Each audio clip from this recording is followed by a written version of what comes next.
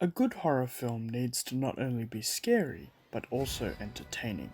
The Scream franchise, all four directed by Wes Craven, manages to entertain the viewer by delivering on the scares and also weaving in elements from different genres of film by using comedy, drama, and postmodern references. Let's see exactly how this was done in this Anatomy of a Scream.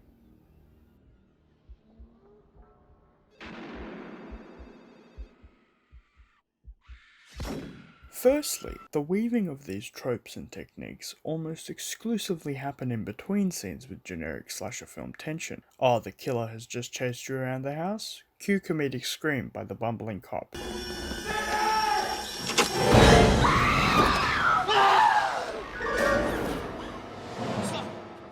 I found this.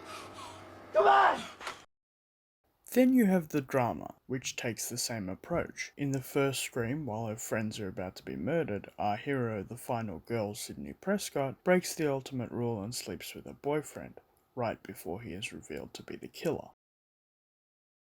And finally, the references. The films not only mention films constantly throughout, Halloween, Carrie, The Godfather, Aliens to name a few, but there are a multitude of cameos throughout the films as well. In Scream 1, Linda Blair appears as a reporter while Wes Craven himself plays a school janitor very reminiscent of Freddy Krueger. Scream 3, which takes place in Hollywood, has Carrie Fisher playing an aged actress who claims she's not Carrie Fisher, and Jay and Silent Bob from director Kevin Smith's Universal Films also makes an appearance. These serve again to alter up the pacing between the more common slasher scenes, but they also serve to remind the audience that they are watching a film and that they are being entertained. This idea is taken further in Scream 2, 3, and 4 with the introduction of the Stab films. The Stab films exist in the Scream universe and wave a flag at the audience, letting them know that they are watching a film, taking them out of the moment for a laugh and altering up the pacing.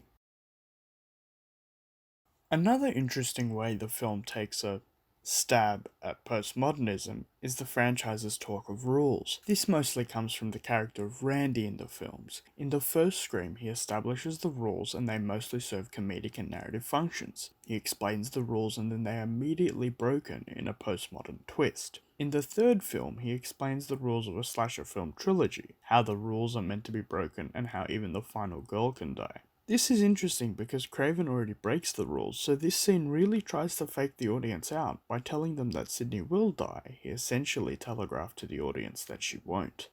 The last point about postmodernism is how most of the killer's victims do not take the killer seriously at first. When the killer asks, "What's your favourite scary movie?" the victim usually laughs it off. Let's look at Tatum's death in Scream 1.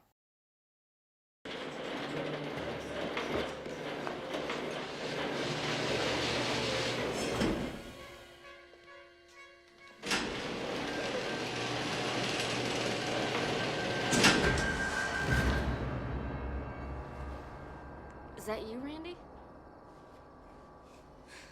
Cute. And what movie is this from? I spit on your garage. Lose the outfit. If Sydney sees it, she'll flip. Oh, you want to play psycho killer? Can I be the helpless victim? Okay, let's see. No, please don't kill me, Mr. Ghostface. I want to be in the sequel. Here, she thinks it's Randy. She compares the encounter to a film and play acts wanting to be in a sequel. Most of the scene is shot with the camera tilted so the killer looms over her and the camera is almost constantly moving.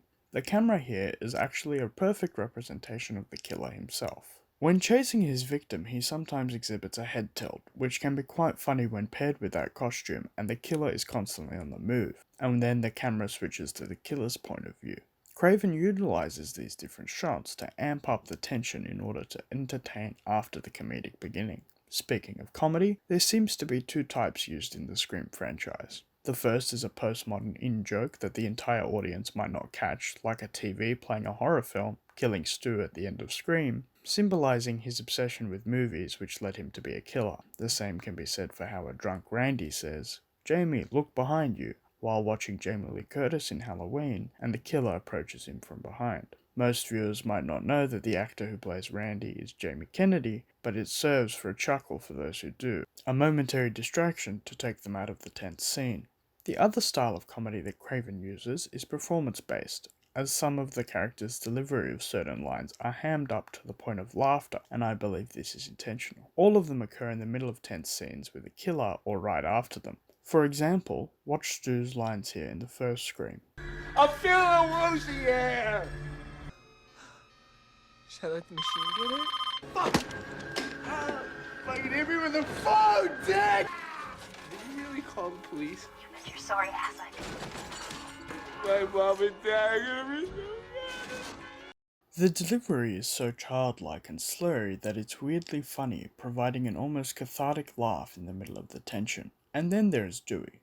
His scream was already seen earlier in the video, but throughout all 4 films, David Arquette constantly performs his lines so awkwardly with weird phrasing. Watch this. What?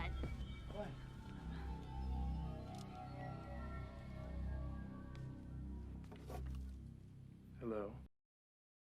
That one word buttons the tense scene in a comedic way, entertaining the viewer before setting them up for another scare. A last note on how drama in this series entertains the viewer.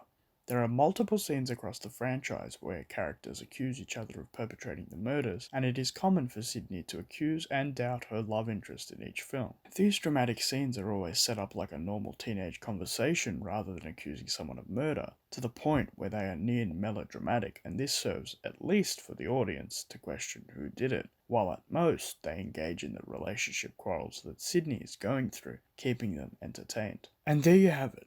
The Scream series has proven to entertain their audience and thus sustaining their audience's attention up until the last Scream.